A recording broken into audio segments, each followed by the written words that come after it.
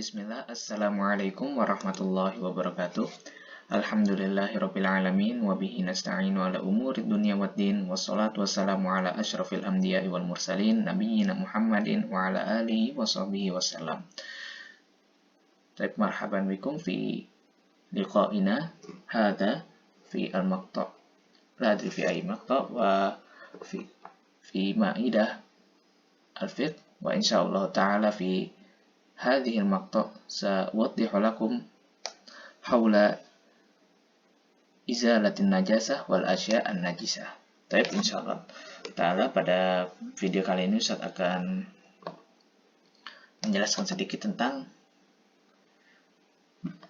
cara atau bab tentang menghilangkan najis dan apa saja benda-benda najis yang perlu dihilangkan tersebut.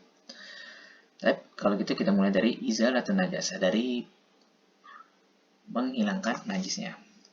Disebutkan di sini wa yakfi fi ghusli jami'in najasat 'alal badan au awis thawb awil buq'ah aw ghairiha an tazula ainuha 'anil mahal. Nah, jadi wa yakfi fi ghusli jami'in najasat 'alal badan. Nah, jadi dicukupkan ketika membersihkan najis-najis yang ada di badan atau awis saub atau yang ada di baju atau awil buq'ah atau yang ada di genangan air atau yang semacamnya, antazula ainaha anil mahal, dengan cara menghilangkan benda najis tersebut dari tempatnya, dari entah dari badan, entah dari pakaian, entah dari genangan air atau semacamnya. Lianna syari'ah lam yashtarit fi jami'i ghusl najasat adadan illa fi najasatil qalb. Nah, kenapa hanya dicukupkan sekedar menghilangkan najis ketika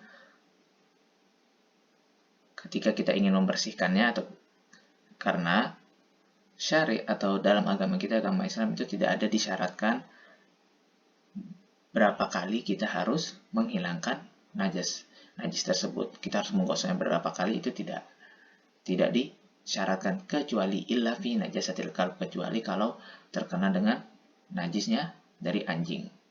Fashtarata fiha sab'a ghuslat.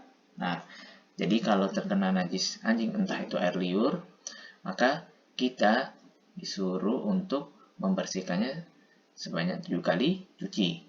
Ihdaha biturab, yang dimana salah satunya dari 7 kali cucian itu menggunakan tanah. Fil hadis muttafaq alaih, yang dimana kalian bisa menemukannya pada hadis muttafaq alaih yang kalian hafal mungkin pada pelajar di buku Umdatul Ahkam, yang kalian insya Allah sudah hafal semua. Tapi ya, jadi seperti itu. Jadi ketika menghilangkan najis cukup dengan menghilangkan benda najisnya tersebut, kecuali menghilangkan benda najis tersebut walaupun misalnya cuma sekali cukup itu. Nah, beda dengan kalau najasatul qalb, dengan najisnya dari anjing, itu harus dibersihkan 7 kali. Tapi itu poin yang pertama. Poin yang kedua, wal asya an najisah. Nah, sekarang kita beralih ke benda-benda najis. Apa saja itu? Yang pertama, baulul adami. Nah, baulul adami itu pipis atau air seninya manusia. Wa'adziratuhu, yakni maksudnya adalah al-ghaid atau pup atau kotoran manusia. Kemudian yang ketiga adalah wadam, yaitu darah. Nah, jadi yang pertama adalah pipisnya manusia, kemudian kotoran manusia, kotorannya, dan juga kemudian darah. Illa annahu yu'fa 'anid damil yasir. Nah, kecuali kalau misalnya darah yang sedikit keluar atau yang sekedar bercak, nah itu tidak apa-apa. Wa mithluhu, nah contohnya seperti apa? Ad-damul al-masfuh minal hayawan al-ma'kul. Nah, seperti darah yang muncrat keluar dari hewan yang bisa dimakan. Dunal ladzi yabqa fil lahmi wal uruqi fa innahu wa mithluhu ad-damul al-masfuh minal hayawan al-ma'kul. Nah, jadi contoh darah yang najis adalah darah yang muncrat dari hewan hewan yang bisa dimakan. Dunal ladzi yabqa fil lahmil wal uruqi fa innahu thahir. Nah, beda lah. Duna kecuali darah yang misalnya masih ada tertinggal di daging atau di urat hewan tersebut, misalnya seperti sapi atau kambing ketika disembelih. Fa innahu thahir. Maka darah tersebut yang masih tertinggal di daging atau di uratnya itu suci. Beda dengan darah misalnya yang ketika disembelih dia muncrat darahnya. Nah, itu darahnya najis, kita harus bersihkan diri kita kalau terkenanya. Tapi kalau ada pun darah yang masih nempel di daging atau di urat hewan atau kambing atau sapi tersebut, maka itu tidak mengapa, tidak najis. Peminat najasat, dan diantara najis-najis yang lain adalah baul warausu kulli hayawanin muharramin akluh. Nah, adalah pipis atau kencing atau kotoran dari hewan-hewan yang kita dilarang atau kita diharamkan untuk memakannya. Nah, jadi hewan-hewan yang dilarang untuk makannya, pipisnya, kotorannya itu juga najis. Seperti misalnya anjing tadi. Anjing kita tidak boleh makan anjing. Nah, berarti pipisnya dan kotorannya itu juga najis. Kemudian hal berikutnya atau contoh-contoh dari benda najis adalah wasiba kulluha najisah. Nah, wasiba adalah hewan yang buas, itu mereka najis, tidak, itu mereka najis. Wa kadzalikal mayyitat. Nah, dan begitu pula bangkai. Nah, jadi bangkai ini dia najis ya, bangkai juga termasuk benda najis. Illa kecuali maitatal adami, kecuali mayat seorang manusia. Wa ma la nafsalahu sa'ilah, dan juga bangkai dari hewan yang dia itu tidak ada darahnya, tidak ada darah yang mengalir gitu. Contoh seperti, atau mungkin darahnya sedikit lah, bisa dibilang seperti misalnya nyamuk, lalat, itu mungkin darahnya cuma sedikit. Kadang mungkin kalau ditepok atau dipukul dia tidak ada mengeluarkan darah kadang-kadang.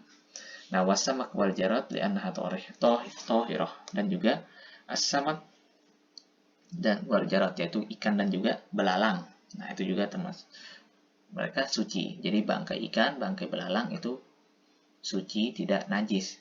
Dan wa ma la nafsalahu sa'ilah, yang dia itu tidak mengalir, hewan yang tidak memiliki mungkin pembuluh darah tidak kencang banget, tidak mengalir deras. Kalau ketika dia dipotong atau apa, itu juga tidak najis. Dan juga maitatul adami atau mayat manusia itu tidak najis.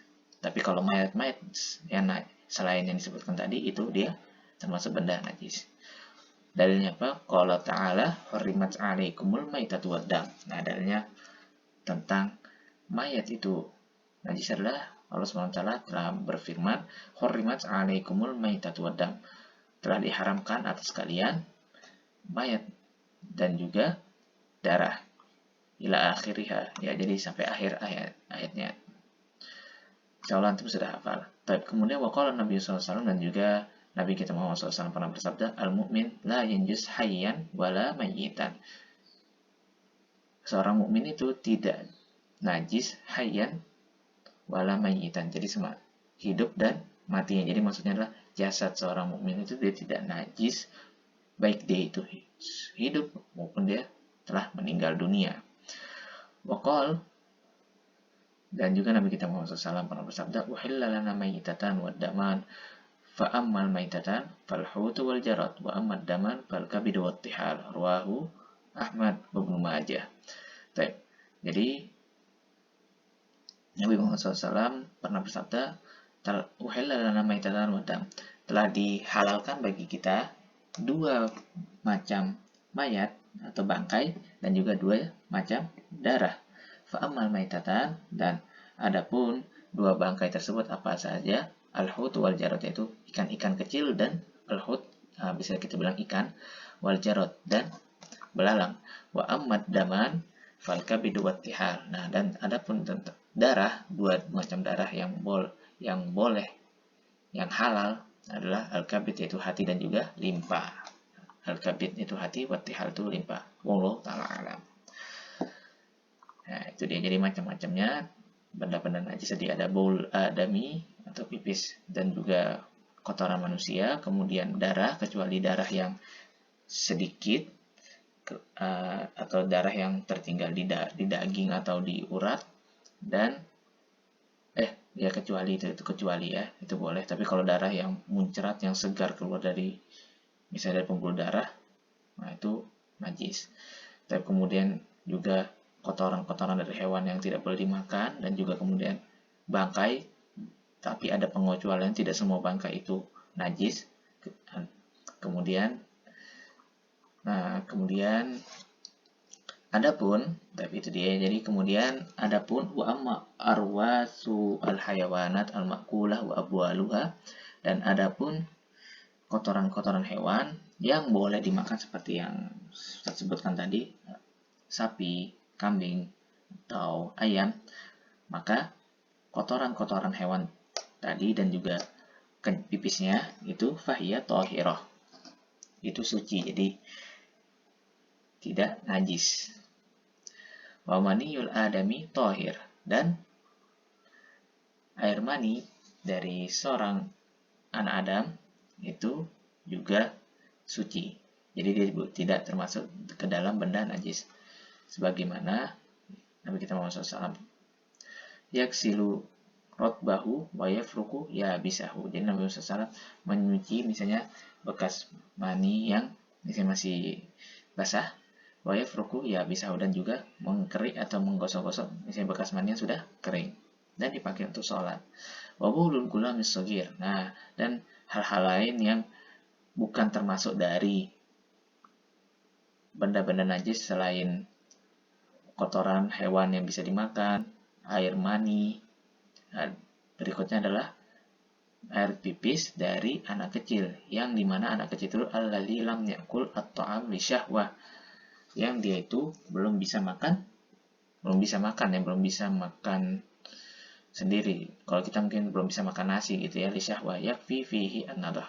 Nah, baul atau air pipis dari anak kecil ini yang belum bisa makan tadi, belum bisa makan sendiri, itu masih minum air susu, maka dia yakfi fihi an-nadah, maka cukup dipercikan saja bila terkena pipisnya. Kama qala Nabi SAW, sebagaimana yang telah diberitahukan oleh Nabi kita Muhammad SAW, yuksalu min baulil jariyah, nah, wa yurashu min baulil gulam. Nah, kita disuruh untuk mencuci bekas pipis dari bayi perempuan, wa yurashu min baulil gulam, maka dan cukup kita mempercikan air jika terkena pipis dari seorang bayi laki-laki yang belum bisa makan sendiri. Wa idza zalat ainun najasah tahiral mahal. Nah, kemudian kita ke pembahasan berikutnya, yaitu adalah apabila kita sudah membersihkan tadi bekas najis, seperti yang saya bilang di awal tadi, ketika cara membersihkan najis adalah cukup dengan membersihkan kotorannya saja, kemudian jika kotorannya hilang dengan sekali cuci maka itu cukup, tapi kalau beberapa kali maka dilakukan sampai kotorannya hilang, kecuali najisnya dari anjing. Nah, sekarang kita lanjut lagi, wa idza zalat ainun najasah. Nah, apabila kotoran yang tadi sudah hilang, thahirul mahal, maka di sini hukumnya adalah benda yang terkena najis tadi itu dia sudah suci, misalnya di baju atau di celana atau di meja, maka itu dia bila kita sudah membersihkan dari kotorannya hilang, maka itu sudah termasuk suci. Walam yadurra baqa al-launi warrih, dan apabila mungkin masih ada bekas-bekas baunya atau bekas-bekas atau warnanya, tapi kotoran sudah dihilangkan, maka itu tidak masalah. Yang penting kotoran sudah hilang. Liqaulihi sallallahu alaihi wasallam, sebagaimana disabdakan Nabi Muhammad SAW, li khawlah fi damil haid, kepada khawlah ketika tentang darah haid, yakfi kilma wala yudurruki asarah. Itu cukupkan dirimu dengan air, maksudnya cukupkan membersihkan dengan air bekas yang terkena darah haid, wala yadurruki asarah, dan adapun bekas darah haid yang masih nempel di kainnya itu, maka itu tidak masalah. Ya, jadi seperti itu ya. Jadi ketika yang penting cukup dibersihkan bekas najis kotorannya, adapun masih ada bekasnya atau masih ada dan tidak bisa dihilangkan dengan itu, maka itu tidak masalah, yang penting kotorannya hilang. Baik. Ya, mungkin singkat seperti itu saja untuk pelajaran kali ini. Barakallahu fikum wa sallallahu ala nabiyyina Muhammad wa ala alihi wa sahbihi wasallam. Wassalamualaikum warahmatullahi wabarakatuh.